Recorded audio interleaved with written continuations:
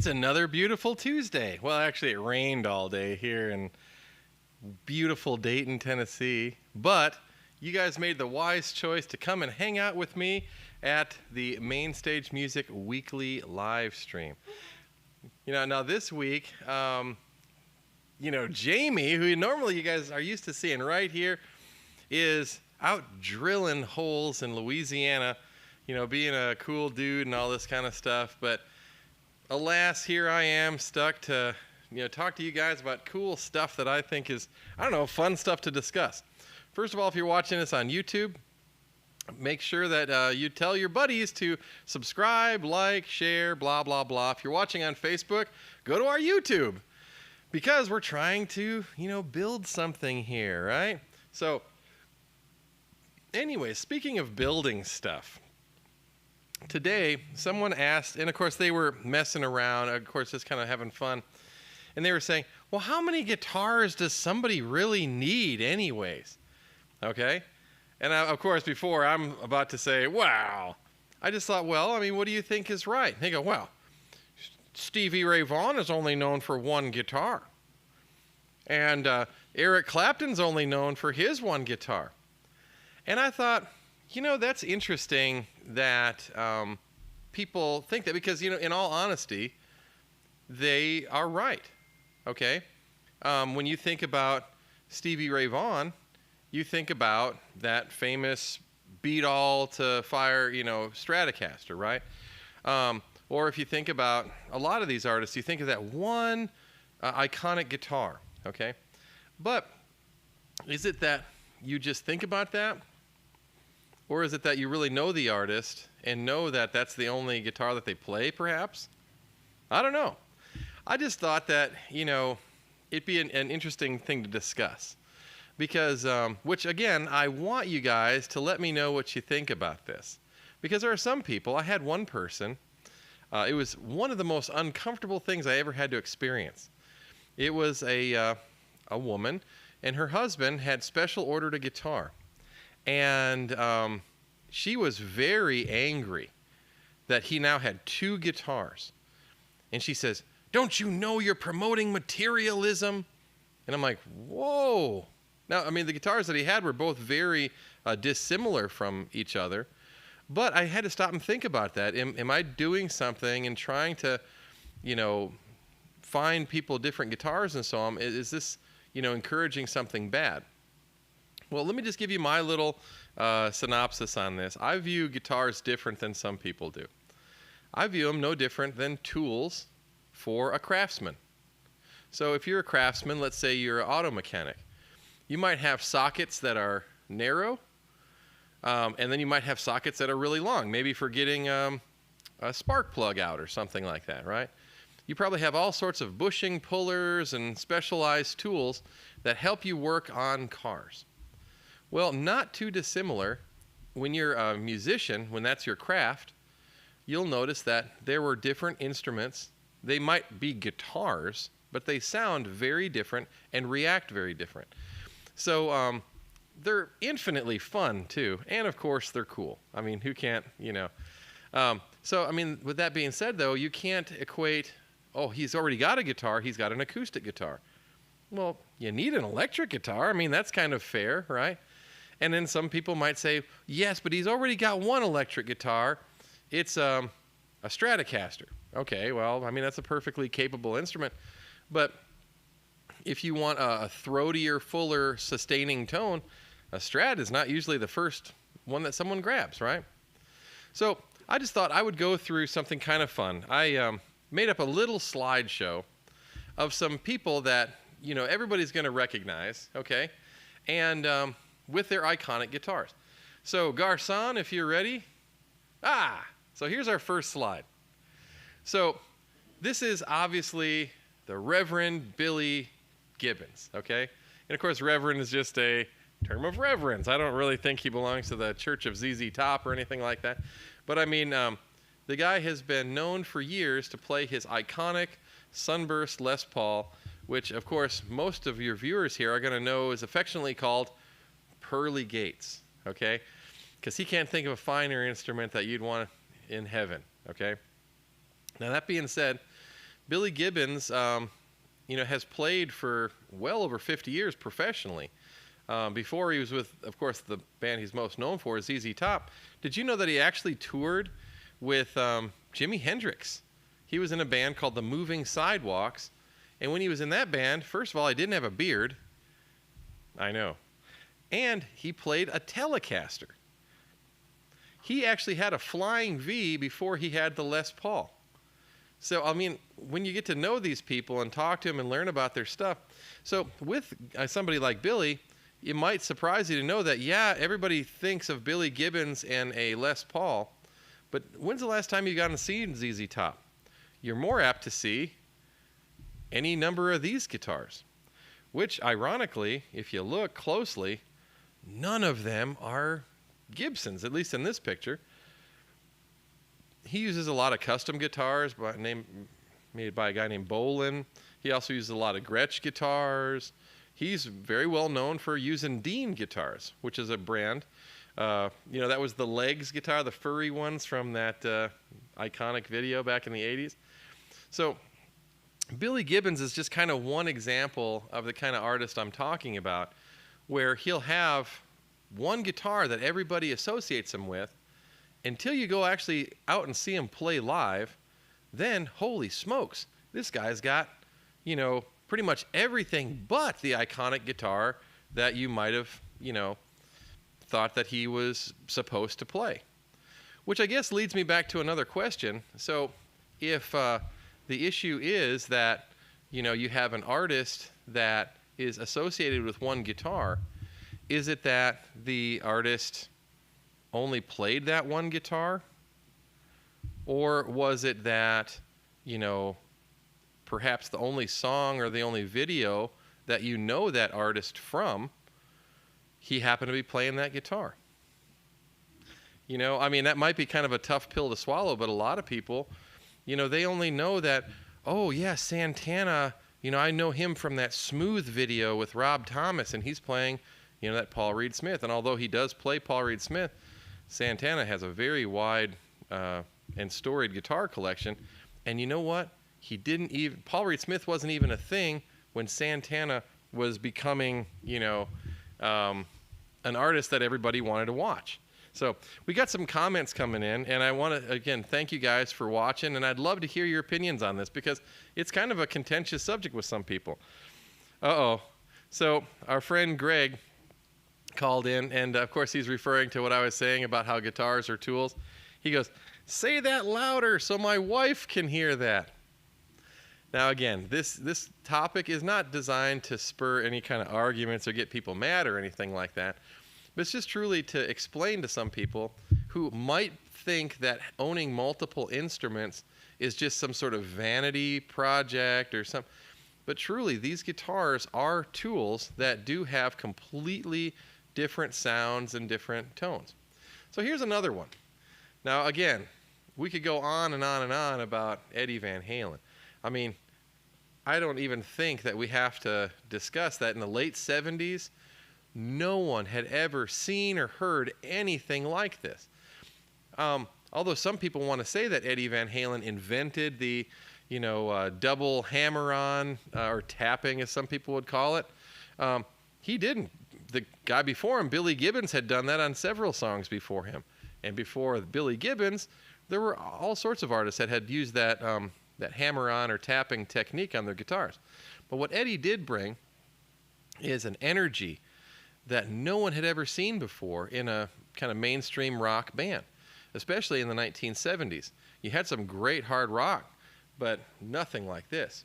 So when you see that iconic red, black and white striped guitar, would it surprise you to know that when the Van Halen 1 album came out, that is the same guitar, but it was only black and white back then, because Eddie had just pieced it together and he had only painted it those two colors. It didn't come up in this color till years later. But, Eddie was a tinkerer, like a lot of the greats were. Whether it's Les Paul or any of these cats, they're constantly messing around with their gear to make it their own, to really connect, which illustrates how important that tool is. They don't view it like it's some hallowed ground instrument. They want to figure out why this thing, won't do what I want it to do. And so Eddie Van Halen was another guy who, again, everybody associates him with this guitar, and granted, it's a very important guitar to him. But you might have also seen this iconic picture. This is a picture of Eddie in the early 1980s, so just a few years after the previous one was taken.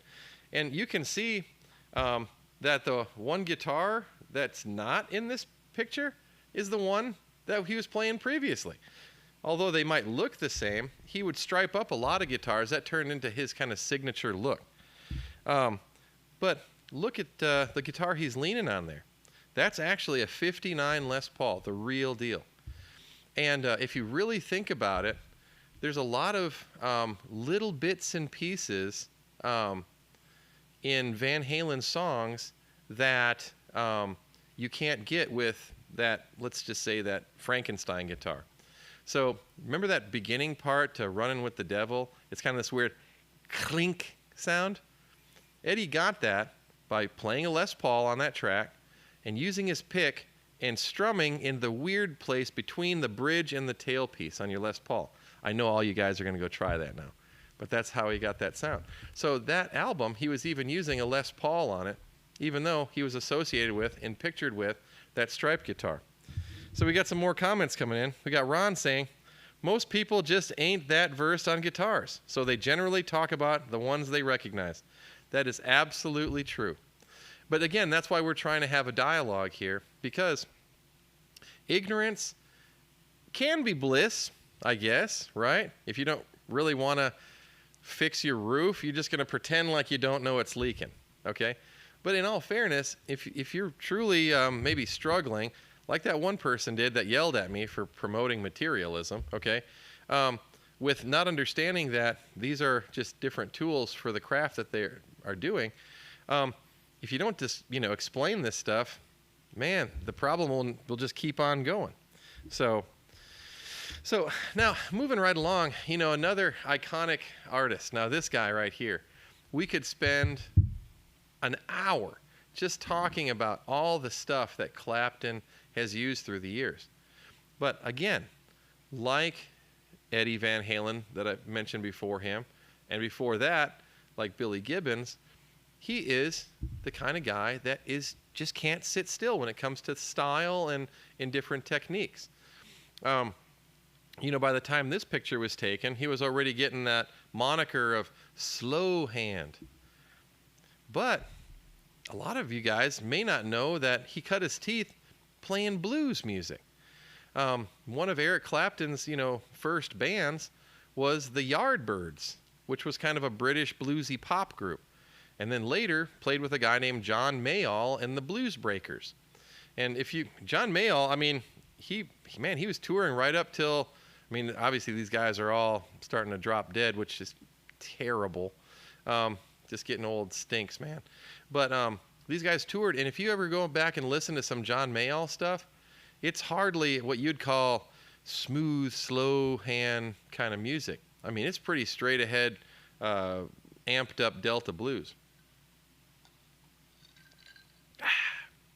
This segment of the show is sponsored by this delicious cold beverage, which on hot, humid days makes doing a podcast a lot more enjoyable. Thank you, cold and cool beverage. This is awesome. Now, with Eric Clapton, when he started playing guitar, he just kind of, like a lot of young guys do, just kind of play whatever you might have around. And so a lot of people don't realize that in Britain, back during, we'll just say the 1950s, 40s, and so on, their politics had a lot to do with what guitars were being played. Britain had a strange, I don't know if embargo is the right word, but they definitely had isolationist economic policies where they were trying to push England first. They did not want to deal with people outside of their island. And so with that, if you wonder why you don't see, let's just say, a lot of these artists playing odd guitars that you might not have heard of, and why are they only playing Marshalls and Voxes and stuff like that, when everybody over here were playing Fenders and Ampegs and stuff, it's because they couldn't get them. So if you had a guy who could somehow smuggle in a Fender or a Gibson or something, it was a big deal. And it was usually reserved for kind of the biggest dudes. So, one of the ways that you could tell people you made it when you were playing in England back in the 50s and 60s was you could get an American guitar, because it was a real challenge to get it over here. So, with Clapton, he loved playing the American guitars because that was what he was all about. So he had played Les Pauls, he had played SGs, he had played 335s. And so for all y'all who might have remembered the Clapton auction where he donated a lot of his guitars to his drug rehab center, you can see, there's some of the iconic Stratocasters he's known for playing. But look in front there. There's a Les Paul. There's a SG, which technically at that time it was still called a Les Paul. And then my favorite guitar, he's got a 1959 ES335 dot neck. An incredible instrument. He played actually a later model. It's a cherry red version when he was with the band Cream. And then later, on one of my favorite Clapton albums, From the Cradle, the entire album was done pretty much with a 335. And then, of course, the iconic Unplugged album taught a whole generation of us how to play guitar. He was playing a lot of Martins and so on that. So again, Clapton is another one of those artists that, although people associate him with that black Stratocaster, man, that guy has played everything. One thing that, with Clapton, he didn't care either. One of the most, I don't know what you'd want to say, but one of the most valuable guitars to guitar collectors, not to y'all, is the Carina futuristic guitars that were made just in the late 50s and early 60s. They made they made two models that people see. Technically, there were 4 designed, 3 made, but only 1 released at a NAMM show that has been lost to the ages. But the 2 that you guys know is the Flying V, and the other one's called the Explorer, which is this kind of dual-pointed guitar that's familiar with like Metallica. James Hetfield plays an Explorer-style guitar almost exclusively. So Eric Clapton, back in the 1970s, found an original Carina Explorer, which these days is valued at well over $500,000, and he actually sawed the point off the back, effectively ruining the value. I don't know where that guitar is now, but man, that's the bad coconuts guitar right there for sure. Okay, so we've got another comment comes in and goes, my Les Paul sounds different than my Strat. My Strat sounds different than my Tele. My Gretsch sounds different than my Michael Kelly Patriot. All are great for the right application. Exactly. Absolutely. Each guitar has a different purpose and is a different tool. And even though, you might latch on to, that favorite song that Greg does is this one where he's playing that Les Paul, that doesn't mean that's the only guitar you play. So, now we have Ron who said, well, hey, Greg, how often do you play those guitars on different amps? That's a good question, too. And probably one for a different evening. But, so the next guy I brought up here is Jimmy Page. Now, again, Jimmy Page, iconic British guitar player, known for being like the best guitar player in the area there in, England back in the 1960s. He was the on-call guy. And, of course, you know him best with Led Zeppelin. And when you think Jimmy Page, you think a Les Paul. That is it. But you might be surprised to know that Jimmy Page on Led Zeppelin 1 in those early days probably used a single coil Telecaster more than he used the Les Paul. He also is known to tour with, and this is actually a picture from his own website, okay? From his back, yard or whatever, I guess you're a billionaire and can call it. You can see there he uses a Dan Electro.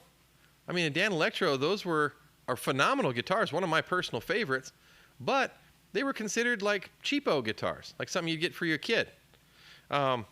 And then you can see there's a Fender 12-string with that weird hockey stick headstock. Again, they're super cool guitars. If you find one, let me know. I'd love to have one. But again, you don't think about Led Zeppelin with that. Now, granted, he does have his iconic double neck right there, but then you might not even know what those two guitars are in the middle. Well, one's a bass and one's a guitar, but they are a brand called Alembic. And Alembics are still made today. They are very costly. They are very awesome. And each one is handmade, including the pickups and preamp. So again, you can't get anything that sounds like an Alembic but an Alembic. And Jimmy Page knows that, which is why, again, he is an artist first. So he is he is definitely well known with his Les Pauls, but hey man, there's no way that you're going to pigeonhole this guy. And this doesn't even show his Les Paul in this picture, or his Telecaster, or his Harmony Sovereign Dreadnought. So yes, Jimmy Page played a Harmony and loved it. The Sovereign is a phenomenal guitar. They started bringing it back to make again. But it's a very unique acoustic in that it is a Dreadnought shape, but it's not just another, Martin D28 copy. It actually has a little bit broader shoulders and so on. It's a great look and a very unique sound, and Jimmy recognized that, which is why he chose that guitar. Again, artists don't care. They are more concerned about what it can do for you. Now, Jerry just commented, he goes, which guitar is the most versatile? Say you had to select one. Again, this is I guess what they call the desert island scenario.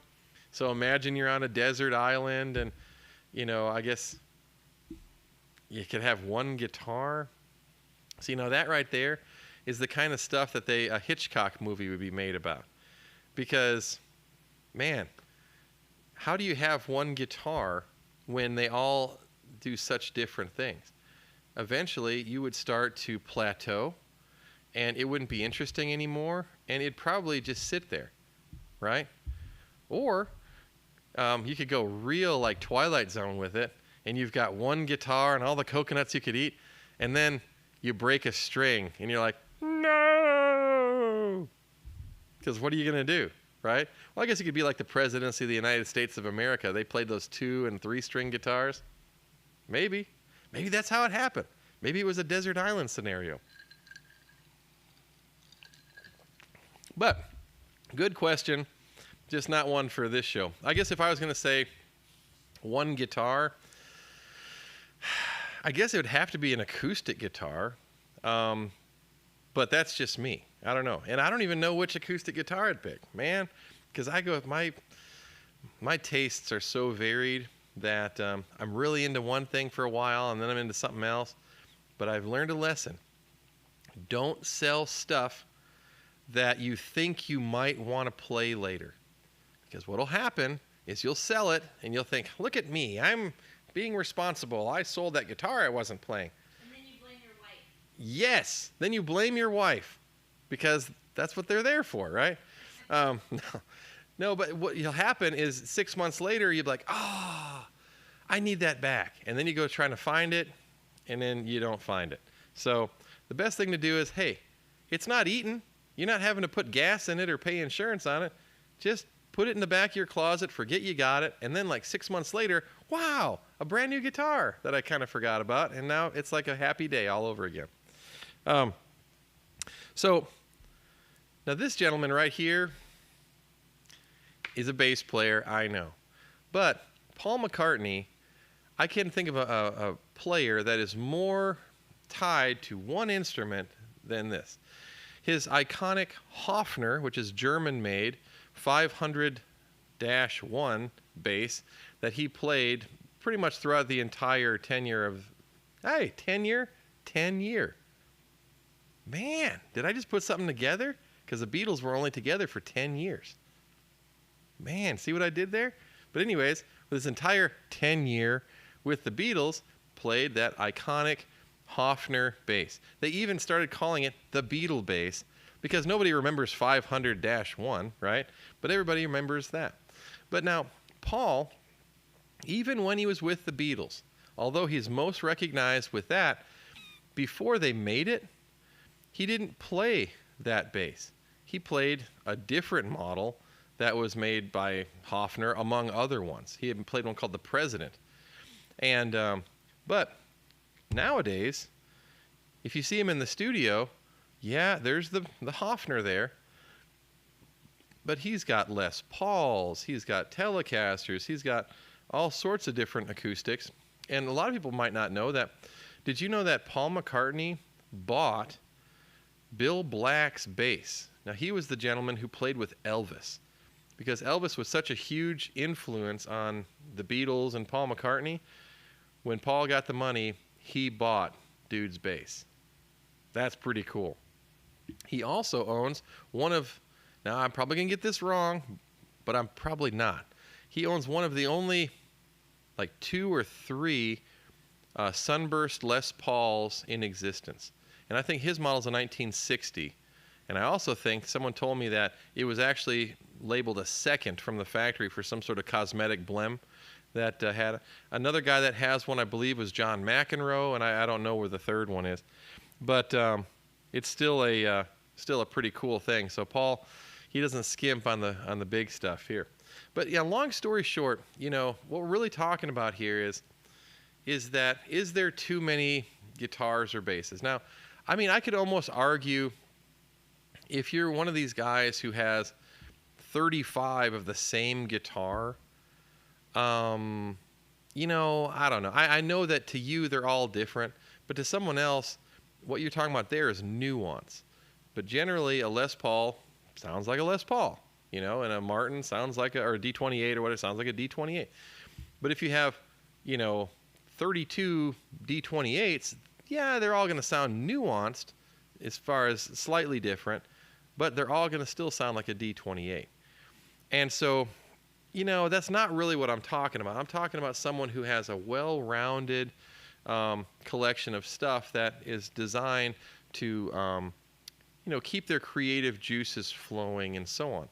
And obviously at the store, it's never our intention just to dump stuff on people. We love having a really wide variety of instruments, not just guitars, but also basses. We even have, of course, drums, keys, and within each of those categories, there are variations. We've got small drum sets and large drum sets and cymbals and even steel drums, right? And percussion instruments, because each one of these things, is going to act in a different way. So just like with these guitars, you have within different families of instruments, variety in that.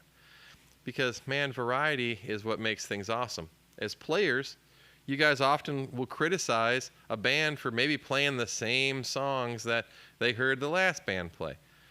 So you criticize lack of variety. And yet, a lot of people, and I'm just saying this is a product of, the fashion industry, let's call it, will tend to gravitate towards the same stuff that you saw the last guy playing. I mean, whatever you want to do is great, but just know that there's a wide variety of things out there and tools, okay, for your toolbox, your individuality. And so basically, if you're the guy who's just going to buy something that because you saw the last guy do it, I think we should make it a law of musicians, that guy is not allowed to criticize someone for playing Sweet Home Alabama at a gig. Because if you're criticizing somebody for not being original and playing a different Skynyrd song or whatever, but you show up with the same exact guitar that everyone and their brother had because that was just what you thought, come on, man, you're not being cool. So, but anyways, that being said, I just think it's a cool topic, just to remind ourselves that there's a lot of different tools out there, and not to pigeonhole yourself in, and not, really, I'm not trying to rationalize having, I've got a few guitars. I've been doing this a while, and some people might think it's a little crazy. But in the same right, if you've seen me play and you've heard me and whatever, this is my thing, And so each guy's got his thing, and this is my thing. So, but again, hey, I want to thank you guys for watching. I definitely want you to, pop on to the shop, share the videos, like the videos, and let us know what you might think is a cool topic. I'm always listening. You can just message us here at Facebook, or if you're on YouTube, you can just leave a a thought in the messages there, or message us directly. But otherwise, again, be cool to each other, keep making music, and just let me know if I can help with anything. See you next week.